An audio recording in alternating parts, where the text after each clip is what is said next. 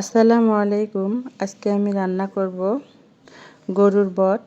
তো এখানে বটগুলো আমি সিদ্ধ করে রেখেছিলাম, আর এখানে বাটা মশলা রান্না করব। সেজন্য এখানে আমি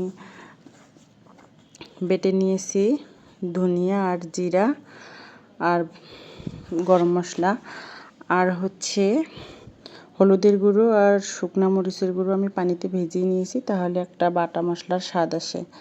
তো আমি কড়াই বসিয়ে দিয়েছি, কড়াইয়ে দিয়ে দিলাম পরিমাণ মতো তেল। তো আমি পেঁয়াজ কুচি দিয়ে দিয়েছি, পেঁয়াজ কুচিটা আমি ব্রাউন কালার করে ভেজে নেব। আর দিয়ে দিলাম একটা তেজপাতা, মাঝখান থেকে দুভাগ করে দিয়েছি, দিয়ে আমি এখন ভেজে নিচ্ছি।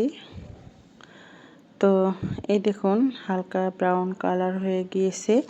এখন আমি দিয়ে দেব 1 চামচ পরিমাণ রসুন বাটা, আর 1 চামচ পরিমাণ দেব আদা বাটা। দিয়ে আমি আবারও একটু ভালোভাবে নেড়ে নেব, যাতে আদা রসুনের কাঁচা গন্ধটা চলে। তো এই দেখুন আমি নেড়ে নিচ্ছি। নেড়ে নেওয়া হয়ে গেলে এখন আমি যে মশলাটা গুলিয়ে রেখেছিলাম, হলুদ আর শুকনা মরিচের গুঁড়ো, এখন আমি সেই মশলাটা দিয়ে দেব।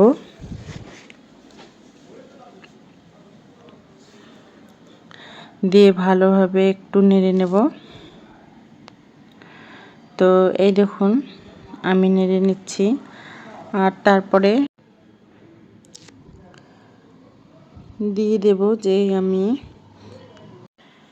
ধনে আর জিরে বেটে রেখেছিলাম, সেটি দিয়ে দেব। দিয়ে আমি আবারও একটু হালকা করে নেড়ে দেব।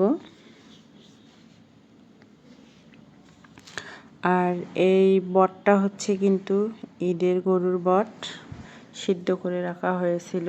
2-3 দিন সিদ্ধ করলে কিন্তু আলাদাই একটা ফ্লেভার আসে, আর রান্না করলে কিন্তু খেতে খুবই ভালো লাগে।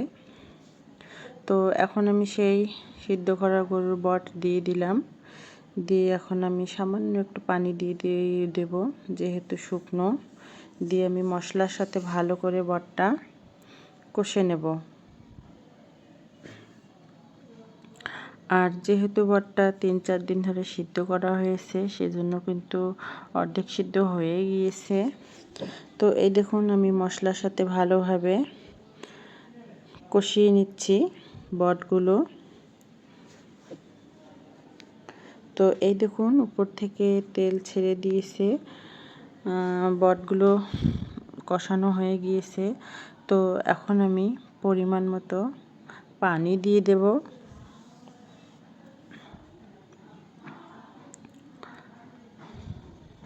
তো এই দেখুন পানি দিয়ে দিলাম। তো পানি দেওয়ার পরে আমি এখন যে গরম মশলাটা বেটে রেখেছিলাম, সেই গরম মশলাটা দিয়ে দিলাম। এখানে ছোট এলাচ, বড় এলাচ, দারুচিনি সবগুলো আমি শিলপাটায় বেটে নিয়েছি। তো এখন আমি ঢেকে দেব। তো আমি ঢাকনাটা আবারও তুলে নিলাম। তো বলক চলে এসেছে।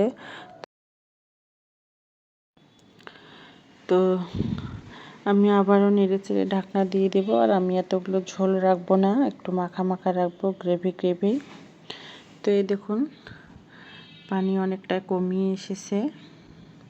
তো আমি আরও একটু কমিয়ে নেব।